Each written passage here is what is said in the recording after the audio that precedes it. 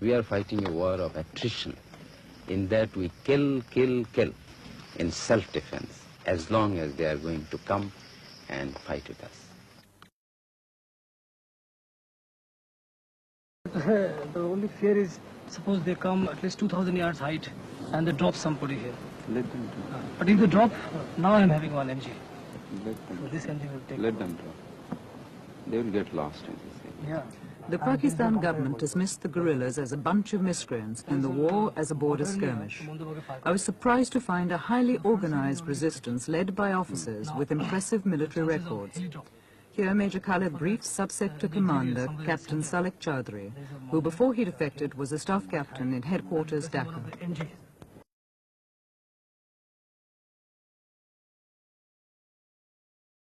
Major Khalid is 35, an officer with the Pakistan Army for 13 years, trained as a commander by the Americans. 8 months ago, he was with the Black Watch in Scotland. When he defected from the Pakistan Army in March, he brought most of his brigade, their Chinese weapons, and even their teacups with him. And you have heard yourself yesterday the shelling, the rocketing by the artillery and the aircraft, and then tanks the other day when you went to Feni. This is not border skirmishes. Border skirmishes means all small arm fire. But here a full-scale war is being conducted by the Pak Army. We intend to make the whole nation the fighting force.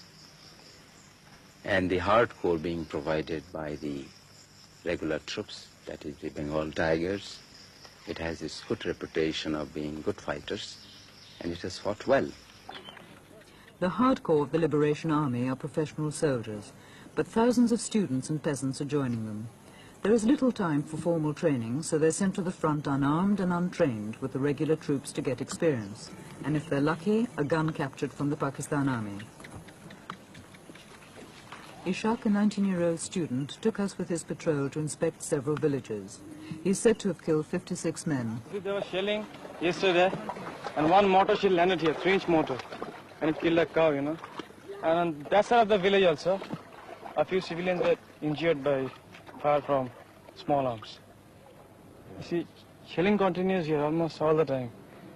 And you've been very lucky enough not to have any shelling right now. Yeah.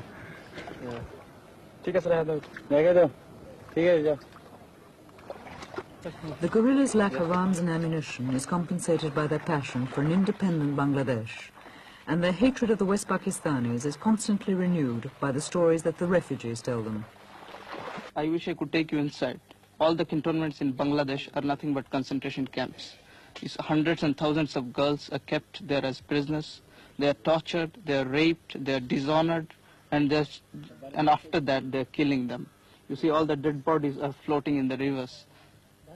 But this is surely several months ago, not now. It is going on still now.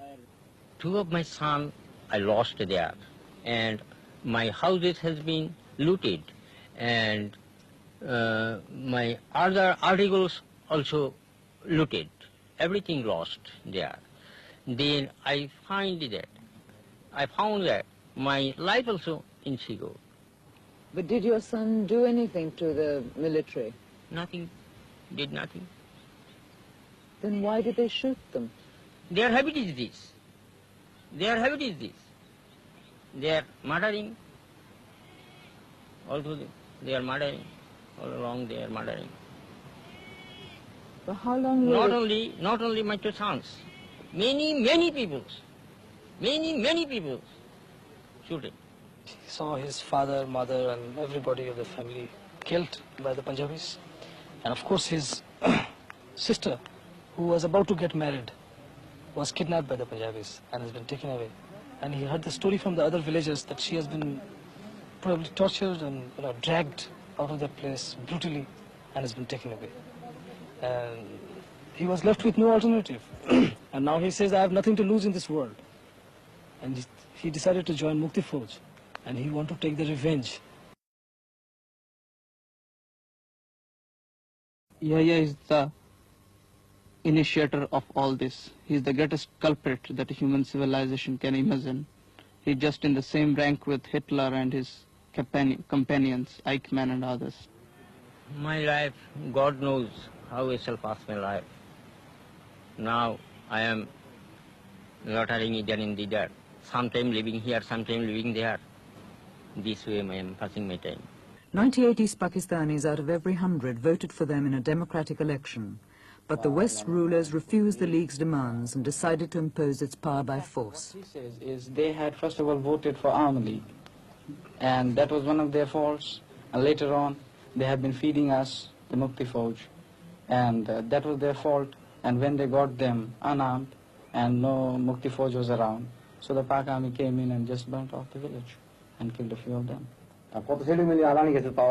These people who were unarmed and couldn't put up any resistance, Pak Army just came and slaughtered them and raped the women, burned the houses, and there are many villages sideways, just like this village. The safety of the refugees and the peace of the village was in jeopardy as we left. Throughout the journey we were rarely out of earshot of the Pakistan shelling, but now it was getting nearer, and as we left a group of Mukti Fauj was being drafted in to try and counter the assault. People may be thinking that it is a leftist insurgency or few clandestine activity. But I can assure you it is a militant insurgency whereby the people stood against injustice. We are fighting on three fronts. That is political, economic, and military. All these three fights will go simultaneously. Politically, so far, as you have seen, that Yahya regime could not, and I am sure will not, be able to form a government. Even if it succeeds, it will be nothing but bunch of quislings. We are not allowing the communication to be restored. Because in any country, if you want to start the trade, the first thing is communication. We have not allowed him to ply the trains. We have not allowed him to run the roads. Bridges are being blown. This is one aspect of the economy, that is the communication. Captain, could you describe the fighting in your sector? In my sector, it's just like fighting any other war. What do you mean? I know you are convinced, or probably you foreigners especially, you have been hearing a lot of news and propaganda by the Pakistan radio that it's just a border skirmish. But yesterday you have seen, you went with myself and you saw this 5mm howitzer, 25-pounder and 120mm mortars. They are all landing. In border skirmish you don't have that. And probably with that telescopic lens you might have seen some Pakistani troops also. They are bunkers deployed. And we are fighting irregular warfare. How can you call it a border skirmish? And I wish you go back and you explain to people this is a full-fledged war. And we are just holding in this base and we go and we play hell into them. I go inside, right inside, I go behind them, I go on their side, I go anywhere I feel like. I kill them. Captain, it's now 3 months since the fighting started. Yes. You've been existing on the ammunition and the weapons you brought out with you. How much longer can this continue? Well, it will continue as long as we have the resources and as long as we carry on capturing their ammunition. And of course we expect that some country will come to our aid. At least you have come, you have seen how the fighting is going on. And if somebody comes to our aid, only thing that we need is arms and ammunition. Arms we have to maintain them, but we need some heavy weapons and ammunition. If that is the thing we get, then there is no problem, we can continue fighting. And if we don't get anything at all, well, you know the condition, what is happening in Sudan. They don't have any arms and ammunition, they are fighting. They're fighting with sticks, they are adopting different tactics. So that's what we are going to do. But Captain, about you personally, I mean, what about your family? But my family, in fact, I don't know what is happening to them. I have given up because I have seen the fate of other families.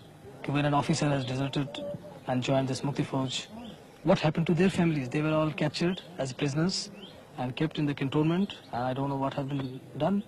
So knowing all this, I ran away. You see? So I gave up. I just thought about God, whatever God does, and that's all. And I left. So I have no right to think about them, you see. Since I have sacrificed them, so how can I think about them now? Another base camp deep in the jungle. Major Khalid debriefs his officers and plans further operations.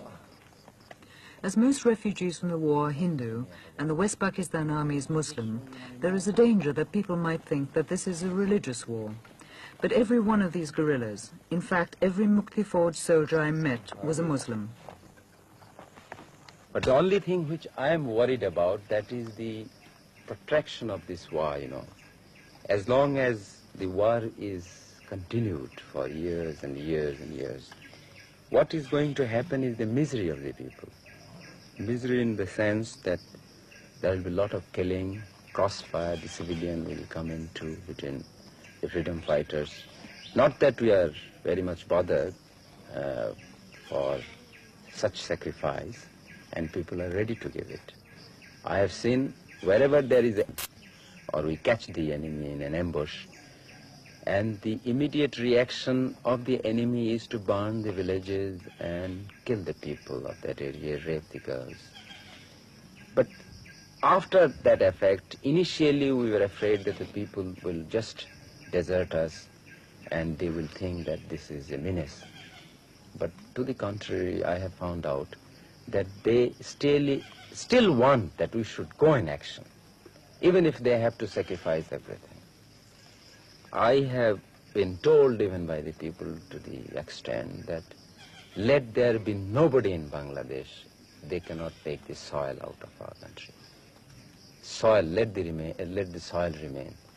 We must continue the action. Therefore the war will go on.